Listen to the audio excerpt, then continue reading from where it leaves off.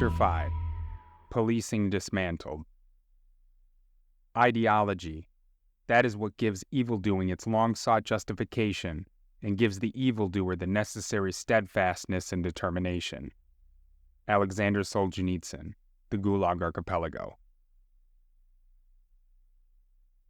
COVID-19 pandemic anxiety was at an all-time high. Millions were unemployed. Legacy media organizations were feeding Americans a radical claim that black men were being regularly slaughtered by cops. And then there was George Floyd. According to the Insurance Information Institute, May 26th through June 8th, 2020, was the costliest civil disorder in U.S. history, surpassing the LA riots that followed from the acquittal of Los Angeles police officers after their vicious beating of Rodney King. The Property Claims Services Unit designated these 14 days as a multi-state catastrophe event. There were nearly 8,000 demonstrations linked to the Black Lives Matter movement across more than 2,000 locations in all 50 states and Washington, D.C.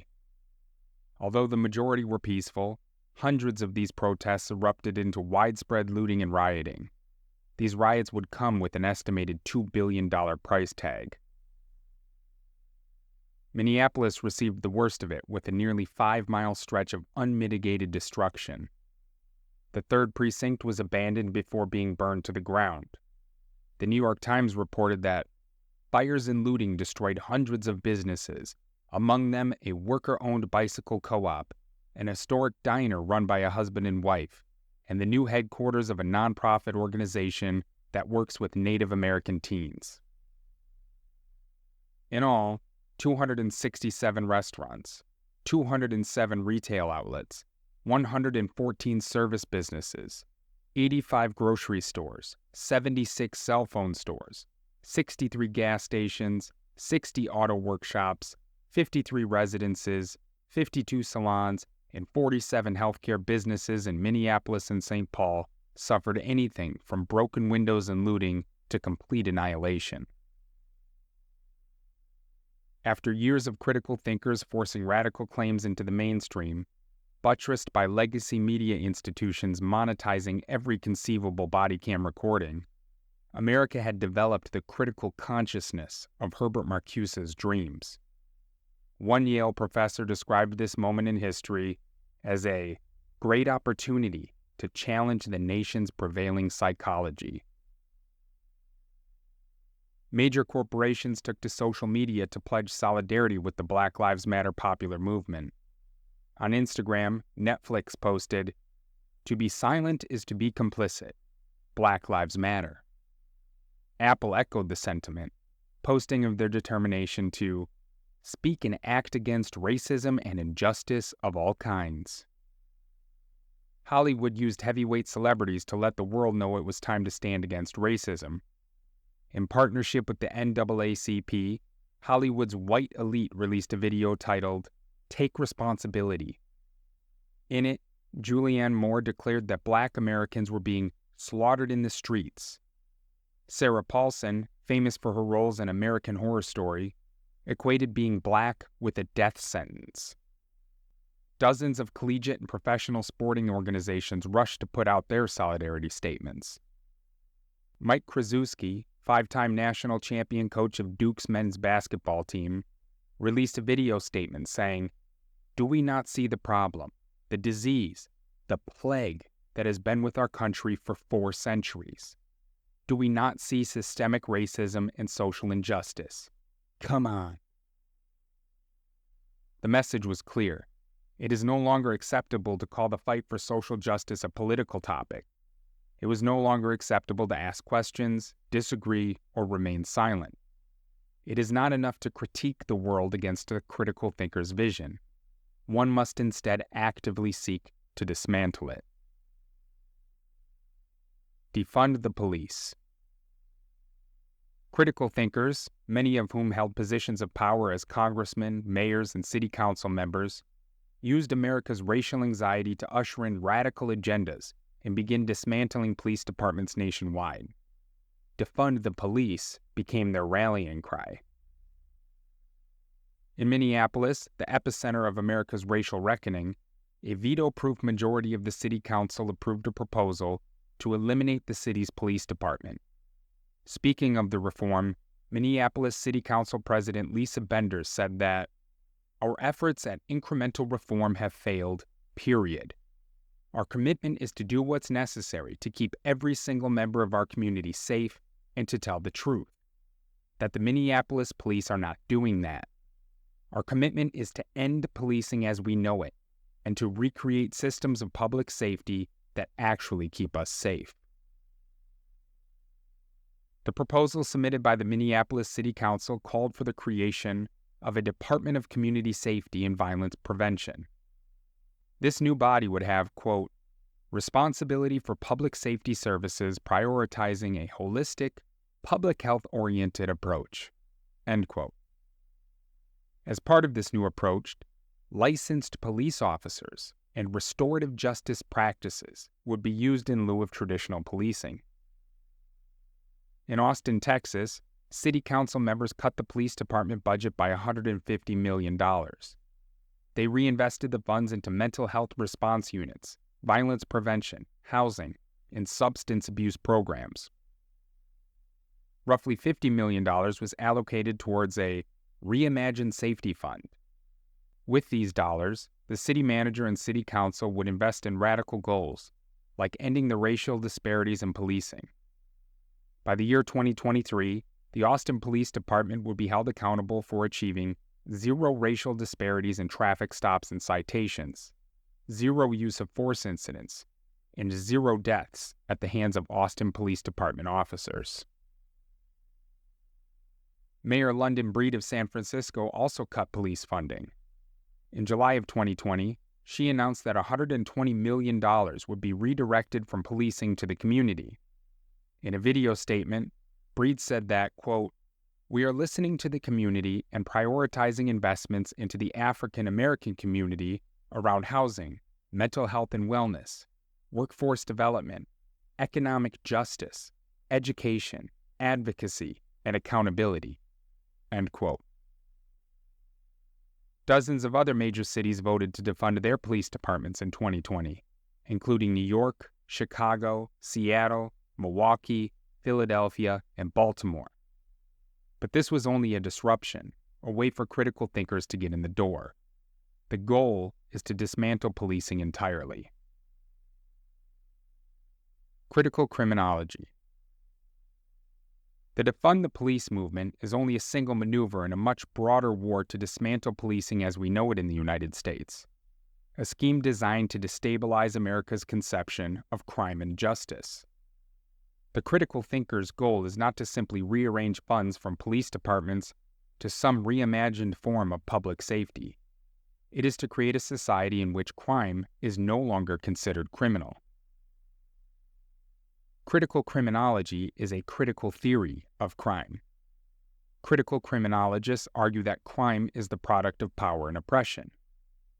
Like Karl Marx, critical criminologists argue that capitalist systems inevitably produce conflict and crime due to the systemic power imbalances between those who own property and those who don't. Borrowing from the neo-Marxist tradition, critical criminologists argue that this imbalance of power is not just an economic one. It also passes through racial, gendered, and ethnic lines. The critical criminologist's job is to critique systems of crime and policing against a moral vision of what those things should look like. Like all moral visions of critical thinkers, this vision is one in which all peoples are equally represented in crime and punishment data. Any disparity between large groups is an indication that the critical criminologist has found a site of oppression that must be dismantled. Critical criminologists claim that powerful hegemonic forces shape our political discussions and practices of crime and policing. The critical criminologist's job is to reveal these forces for what they are argued to be, forms of control, and then build counter-hegemonic coalitions to begin the dismantling process. Critical thinkers see the American policing system not as an entity to protect the victims of crime, ensure public safety, and secure liberty and property for all, but as a mechanism to enforce an inherently unjust capitalistic and liberal society that produces unequal outcomes between groups. But as a mechanism to enforce an inherently unjust capitalistic and liberal society that produces unequal outcomes between groups. They see it as a means of keeping those without power on the bottom of the totem pole, and a way of keeping subordinate groups marginalized and in check. Critical thinkers see the police as nothing more than the bourgeois strongmen enforcing institutionalized inequality. Quote, "There are diverse Marxist perspectives in criminology, but, in general, compared with the labeling theorists and the conflict theorists, Marxist criminologists espouse more radical views about the origins of crime and deviance.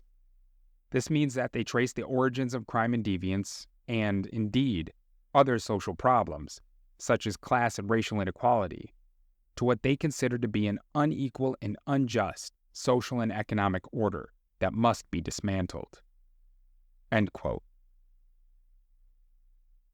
Critical thinkers believe that American cops only serve to protect and secure the unjust social and economic order of the group at the top of the social and economic hierarchy, straight white men. In their view, liberalism and capitalism are evil, and dominant groups use the police to protect this framework, and thus to secure and protect their power and privilege. What can be considered an everyday street crime is not to be viewed as an individual act of deviance committed by a rational actor. We are to regard it as the inevitable result of capitalism and liberalism. In the most extreme interpretations, those who commit crimes are justified in breaking the law. Theft of private property, for instance, isn't considered a problem because the very fact that some are allowed to have private property is the cause of injustice.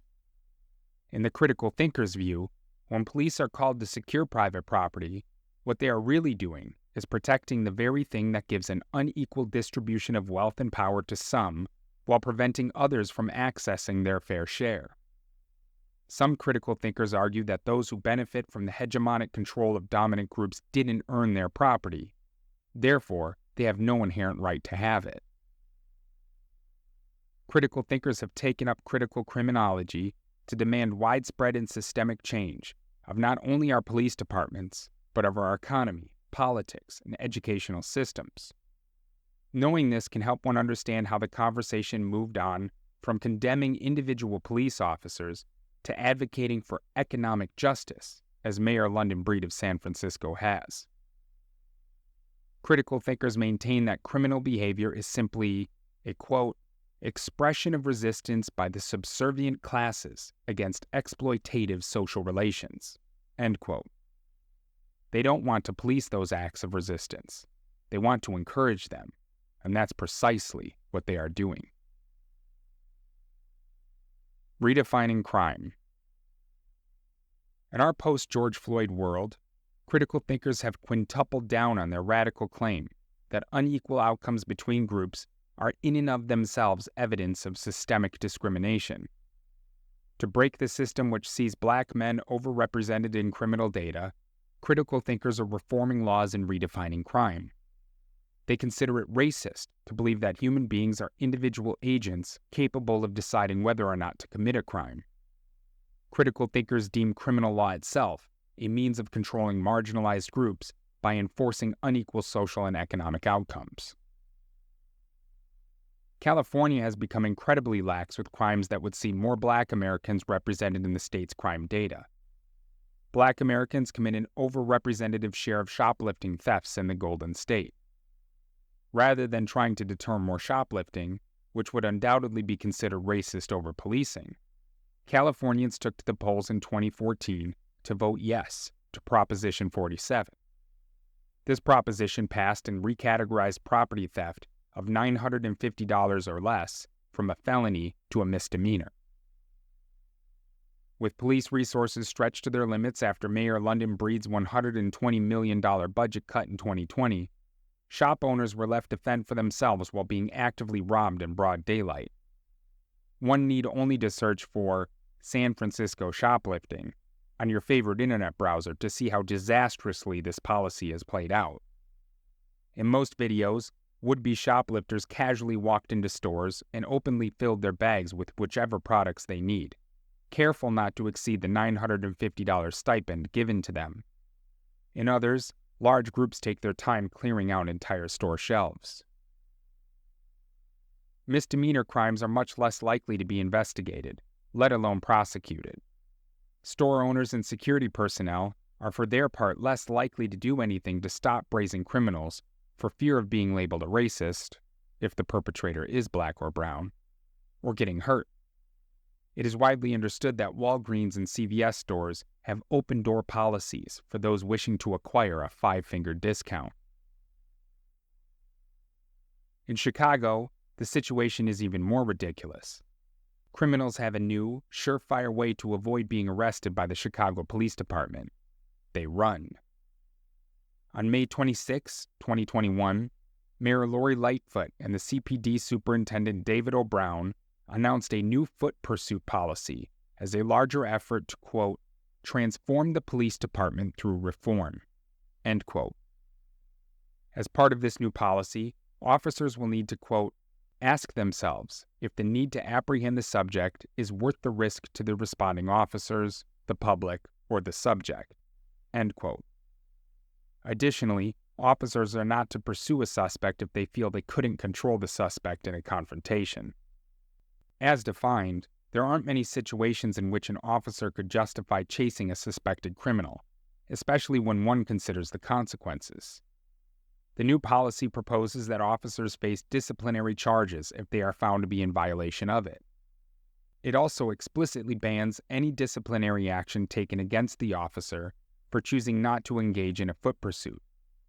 In what world would an officer put his career on the line under such regulation?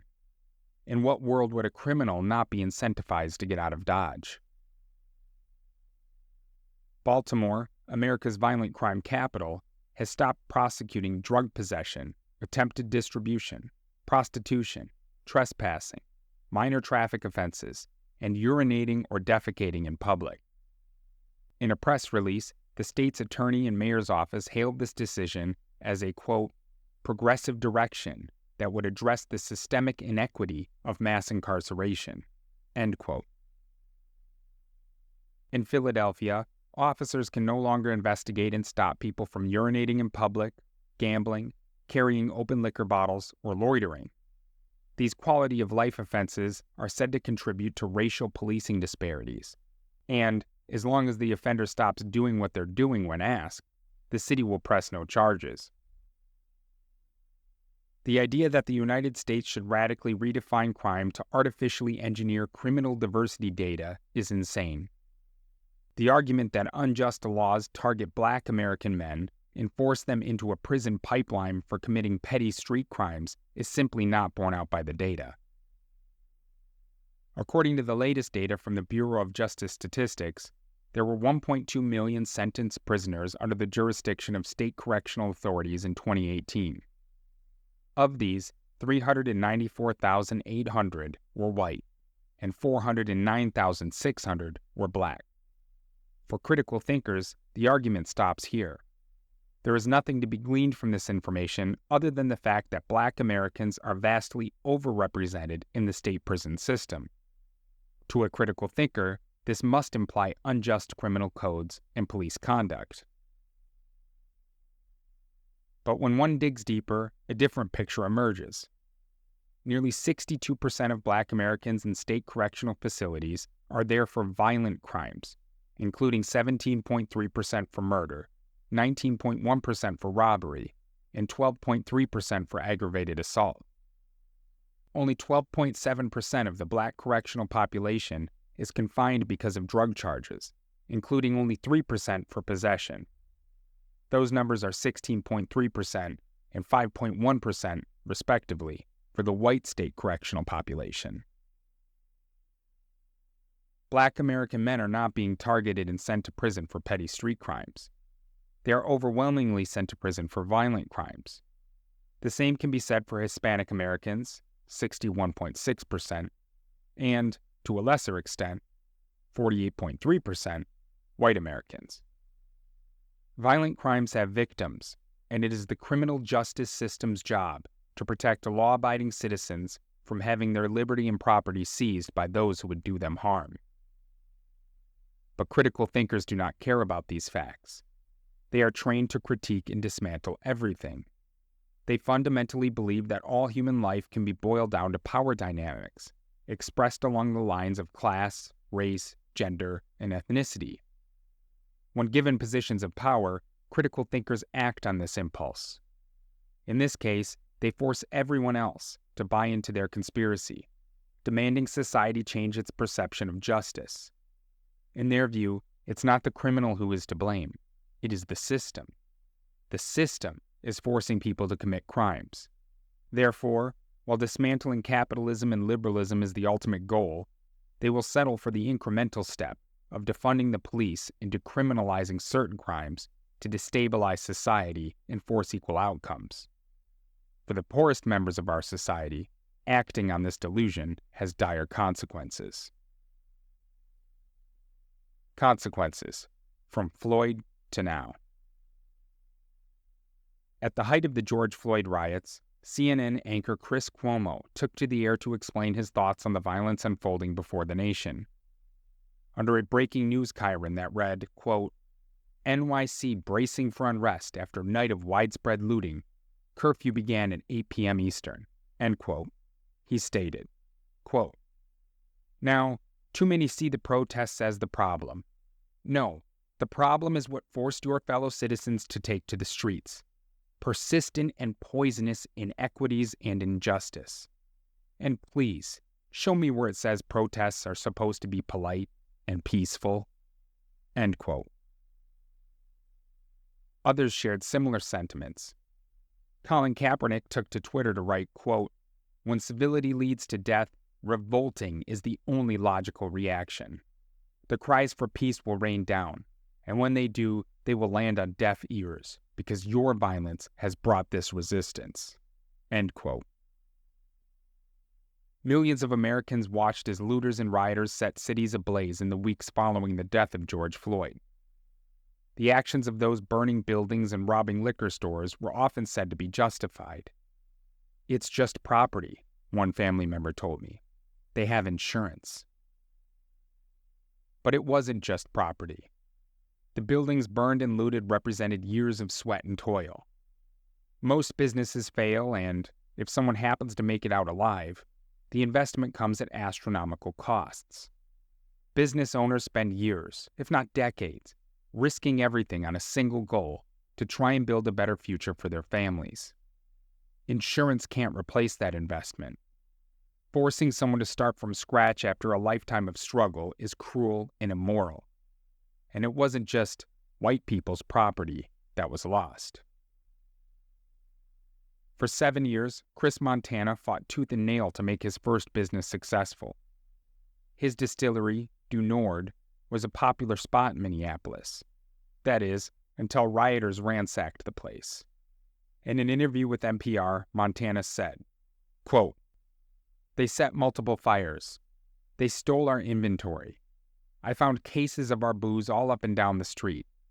And it was the sprinkler system coming on and putting about a foot of water in the entire warehouse. That's what did the most damage. It feels like someone punched you in the face." End quote. College student and entrepreneur Elliot Broster had only been in business for 2 years when looters ransacked his business on May 31st, 2020. Smokin' Things wasn't just a business. It was an incubator for a lot of kids of color, he said. Broster described it as a spot where young would-be business owners learned how to use Shopify, sign a lease, and fund merchandise. Rioters smashed Broster's storefront windows and merchandise, stole most of his product, and even pissed on the floor. When interviewed, Broster stated that I, quote, "put so much time, energy, and headaches into this business. For someone to destroy it in a matter of seconds, that really hurts. It's about more than just capital. It's emotional trauma." End quote. Chris Montana and Elliot Broster are just two of the 2.6 million black business owners in the United States. Most of these businesses are sole proprietorships, representing an individual American's absolute risk and total investment into their dream. but none of that matters to critical thinkers. Law and order, crime and policing must all be dismantled. Nothing will stop the march of critical social justice, not even destroying the lives of those one is said to be fighting for. And businesses weren't the only collateral damage in May, June, and July of 2020. At 77 years old, retired St. Louis police captain David Dorn rushed to the defense of a friend's pawn shop during the early hours of June 2nd. He was shot and killed, left on the sidewalk to take his last breath after serving his community for 38 years. He was Black. On May 29, 2020, 53-year-old security officer David Patrick Underwood was shot and killed while guarding the Ronald V. Dellums Federal Building in Oakland, California. He was Black. On the night of May 30th, former Indiana University football player Chris Beatty was shot and killed. Beatty's last text message read, quote, "I'm about to walk around my block now to make sure my building is good." End quote. He was Black. This level of lawlessness and violence destabilizes communities. It's hard to go to work when rioters have burned down your employer's business. It's hard to shop for groceries and maintain your vehicle when there is no longer a grocery store or auto repair shop in your community. The "it's just property" crowd may get off on the thought of a Target or Walgreens burning down.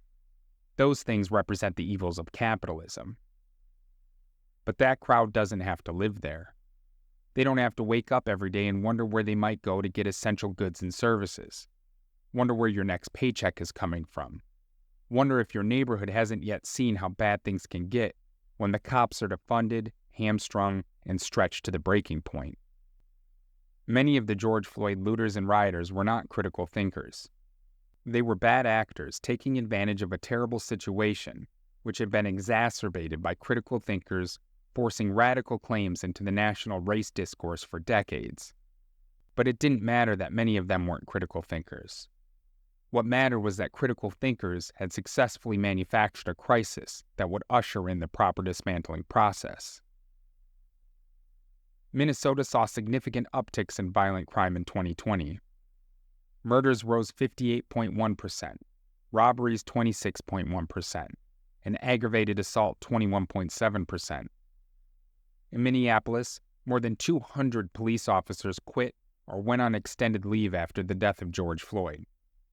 Cops were fed up with being told that they were vile racists, sick of threats to defund and dismantle their departments, tired of the lack of support and constant demonization. These officers were done living with the fear that they or their families would be targeted with violence for simply doing their jobs.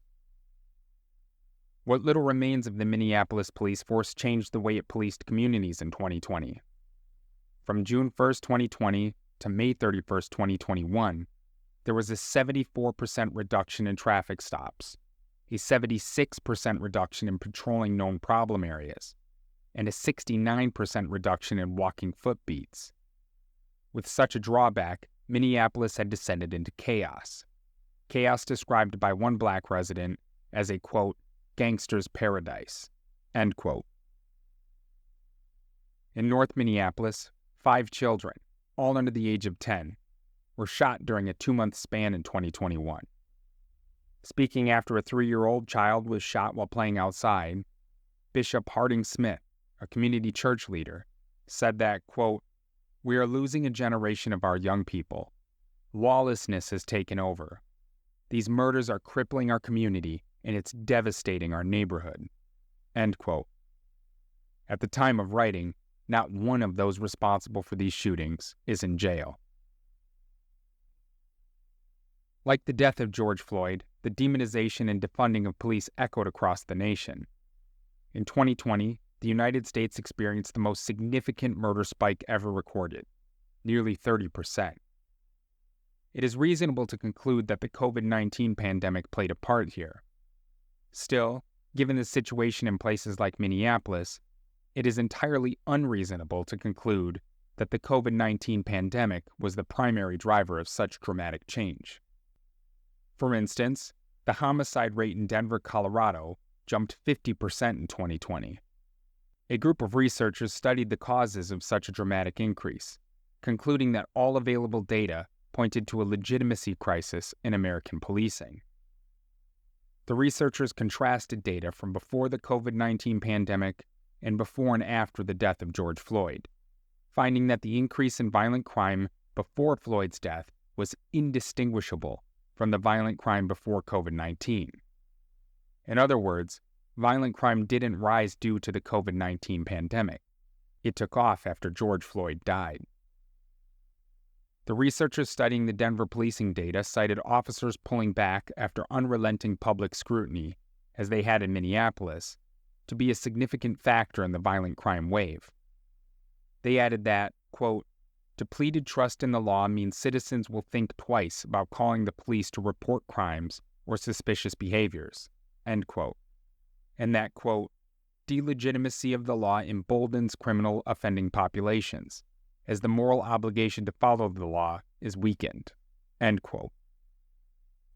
These factors resulted in nearly 1,000 fewer police stops each week, a, quote, "remarkable reduction in police activity," end quote. With less police-public interaction, more illegal guns are left in the hands of violent offenders that should be incarcerated, and poor neighborhoods often bear the consequences.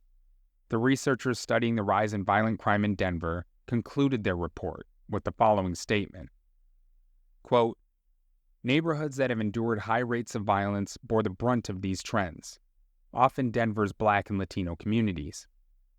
For example, after Floyd's death, police stops declined by 62% in Northeast Park Hill, while violent crime rose by 69%, while East Colfax saw stops fall by 59%, only for violence to jump by 28%.